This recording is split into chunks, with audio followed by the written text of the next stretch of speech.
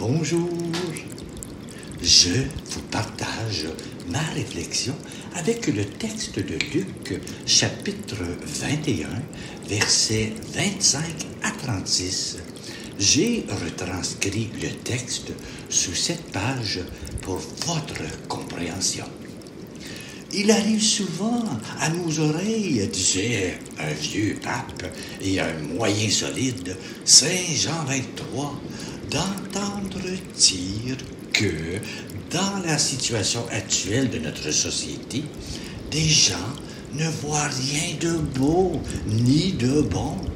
On n'a pas le droit d'espérer si on ne veut pas résister, disait le théologien canadien André Naud.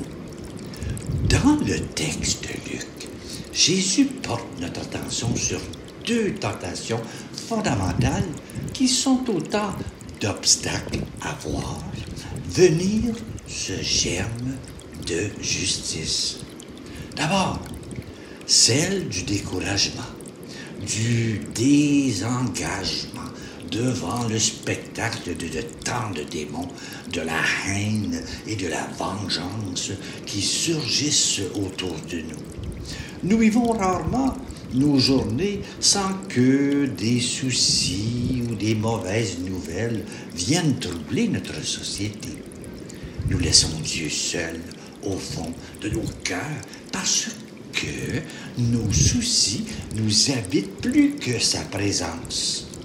Ah que oui! Il y a aussi une seconde tentation que l'on voit dans le texte de Luc, celle de la surdité, de vivre replié sur soi-même. On mangeait, on buvait, on achetait, on vendait, on plantait, on bâtissait, de vivre la tête dans le sable. Entre ces deux tentations, celle de vivre en état de désolation permanente ou celle de faire comme si de rien n'était, Jésus nous propose une autre option. Vivre debout en redressant la tête, en retroussant les manches. Jésus nous propose de rester en état d'éveil, en état de résistance, relever la tête. Sainteté, voilà bien le défi que Dieu nous lance.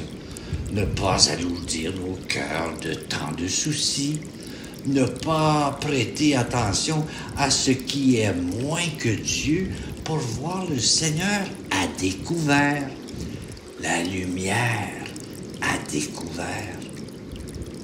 Ne restons pas à la surface des turbulences que nous voyons aux impressions premières. Creusons nos profondeurs, marchons vers l'insaisissable. L'humanité appartient à Dieu. Le prophète Isaïe disait « Le loup habitera avec l'agneau.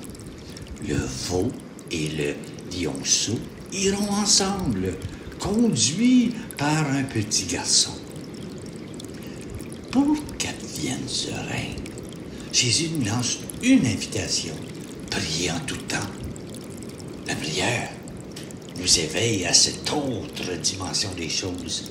Elle nous conduit à cette profondeur secrète où nous apprenons peu à peu à reconnaître dans le fracas des tempêtes de ce monde la brise légère du Dieu qui vient. Oh oui, cette brise légère. Et voilà, bonne réflexion et aussi une belle journée.